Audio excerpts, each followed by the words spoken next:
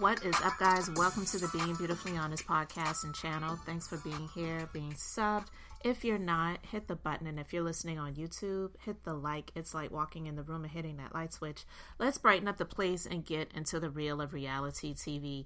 I want to talk about something real quick. And I saw this clip on Instagram of the last episode of Love and Marriage Huntsville. And I feel that people who are pressuring, even though I guess they're friends, but people who are pressuring Melody to get up underneath another man, they have clearly not really recognized that she was married to a man that is extremely disturbed mentally and very dangerous, and she has to be extremely careful when it comes to moving on. I'm not saying that she hasn't moved on, but honestly, I would not blame her if she never put that information out there for anyone to know, unless she was maybe about to get married and then it came out at that point. Because this man is a psycho. And so when I saw this clip, I was just sitting there shaking my head, because it's like, I really feel like Melody is trying her best to be polite and not go off on these ladies, because it's like, yeah, we're friends, so, but you need to back off when it comes to me dating somebody else, because I have to be with the person that I believe is right for me at the right time. And I'm not going to allow anybody to set me up, because I feel like I was kind of already set up by Satan with the first man that I was married to, that I'm still going through a lot of things with. So let me play a part of this clip. Mel is too picky. You think like super picky. Oh, I don't like his teeth. Oh, he's missing the side. Well, you was talking about the dude that was missing the side too. Then I said, he could buy another tooth. He don't take care of his teeth. He's not gonna take care of them. Absolutely not. Maybe the tooth on the side don't really matter. Yeah. No, it matters. That was person number one. Person number two. Why y'all laughing? African. Okay, what's wrong with that? Never been married. Well, too far. So one guy that you sent me, Shanita, sent me some pictures of him, and he had on some pants that looked like great uncle. Yeah, I saw it. She saw it. And all she was on was, girl, he got money. Yeah. He been married and divorced. He only got 1 or 2 kids. And no, but he look at this like specter. great Okay, uncle. well, you talking about you don't like the man because of his pants. I'm telling you, I need a little swag. Money can buy swag, baby. But we talking about the one that you sent. Ain't nobody in agreement with none of the ones you done sent. Listen, everybody I try, they too tall, they too short. He used to be an athlete. He African. I don't know. No tea, no shade, Mel, but you gotta not drop, what's the right word? Y'all help me. Not her standards, but expectations. Maybe expectations. So I think that you guys have to take into consideration, as my friends, all that I've been through, all that I continue to go through, and then understand why maybe I'm not that interested in just rushing out there. You still healing? Being with somebody. Thank you. I'm still on my healing journey. Like, I got 4 kids. I'm still focused on their healing journey, making sure they're good. So that's a lot. But do you think other people contribute to you not being able to heal?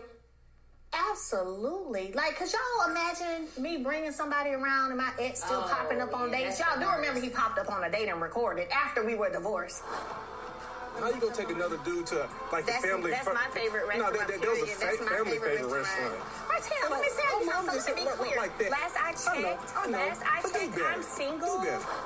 I feel like I'm dealing with somebody who's unhinged. You don't know what's next. So I also consider other people and what I'm bringing them into. You know what I'm saying? So you got PTSD. I got some PTSD. Okay. So, and that's it. And so the fact that at least one of them, I think her name is Shanita, didn't realize that in the beginning is questionable. I'll just put it like that. So she's not being picky, which is nothing wrong with being picky and having your standards having things that, you see are red flags. And yeah, somebody missing some teeth and not getting that corrected before they're out here trying to get with a woman. Take care of your hygiene first, dude, because I cannot imagine what the smell emanating from that mouth is like when you have teeth missing. Because there's some people that got all their teeth and their breath is still terrible, okay? So no, okay? But she was married to a man. Just one example. She was already divorced from him, and she had been followed by him to the restaurant that she was at. And then why does it have to be she taking him to her favorite restaurant versus he taking this woman out on a date, Melody, and this is the restaurant that he chose, or he asked her where would she like to go? Because see, he's so used to being taken care of, because yeah, by proxy, even though they were married, she was taking care of his bum ass, so that's why he's where he's at right now. How you gonna take somebody to the family favorite restaurant? Who are you?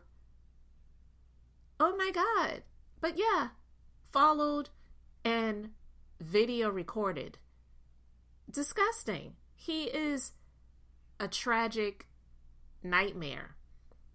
So it's just not a normal situation where it's just like, I think I want to get back out there and see, if there's anyone out there that's right for me. She has 4 children and she's still dealing with court situations. So getting with a dude right now, even if she is with one, because again, I don't know her personal business, so she very well might be, but I'm just saying that if she's not, I completely understand why, because she has a lot going on and it's not fair to her. Neither, I believe, is it fair to the other person to bring them into something when she really has a whole lot of going on right now, and that is going to take a lot of her time and attention. So you can tell sometimes when some of these women, they're just on that thing about, it's just like a physical thing. You need to knock the cobwebs off and go ahead and get your rocks off. It's just like, that's not all there is to life. There's so much more than that. And also when you have a lot of stress going on with people that are trying to cause you harm, that's really the last thing that you're thinking about when someone's trying to destroy your name, your character, your reputation, and you're trying to focus on taking care of the 4 children that you created with this person. I don't think that person's really sitting there thinking about getting their rocks off. It's just, and if it is, then there's things that you can do to take care of that. I'm just saying. So I'm quite sure that Melody's good in that department, but to say that she needs to lower her standards, she did that before and look at what she wound up with. So she has to be particularly careful about who she connects with in the future and in the present. So any real friend, I believe, would completely understand that. I'm not sitting here saying anything about these people because, again, I don't know them, but I'm just basically saying from the perspective of someone that is supposed to be a friend. Unless you were just doing that for a scene for the show, then that's questionable to me. That's all I'm saying. So I just wanted to talk about that for a moment. I'm really so over this man that she was married to for all of those years.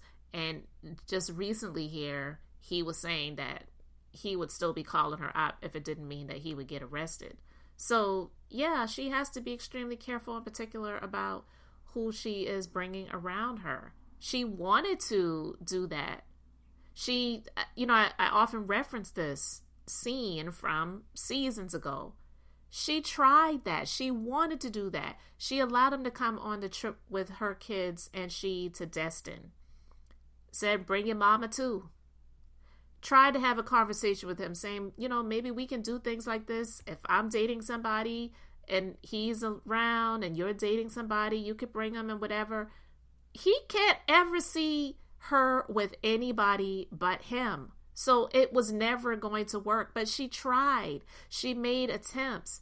But unfortunately, because he had, over the years, cleaned himself off, come across as someone that presented himself, the exterior, as being a clean-cut individual, it gave the appearance of someone that really cared about themselves, cared about others, cared about business, but the nigga still can't pass the builder's license exam to this day. Still messing around with what he called peasants, other people call coleslaw, for over 10 years, still having sex with this chick that he ruined his entire marriage and family for. He's just a messy fool. So she fell for the okie doke with him, and then, she wound up bringing him along on the journey of success because she was successful, but he didn't earn any of those things. He was there. He benefited because he was attached to her. So she wound up learning later that this man is a narcissistic psychopath. I was sleeping with the enemy all of these years, and I ain't know. But yeah, I just am. I'm not here for people that try to force things upon her. Like, it's time, girl. You've been divorced for all these years. No, it's time when she's ready and she has the right to decline or approve who she wants to. And that's it. When you've been with someone that is so devious and dangerous like her ex-husband, you have to be extremely particular. So anyway, guys, you let me know your thoughts in the comment section. Thanks for being here, liking, and subscribing. I'm Beth, just being beautifully honest. So until next time, I wanted to keep it brief, beautiful, and now I'm going to say bye.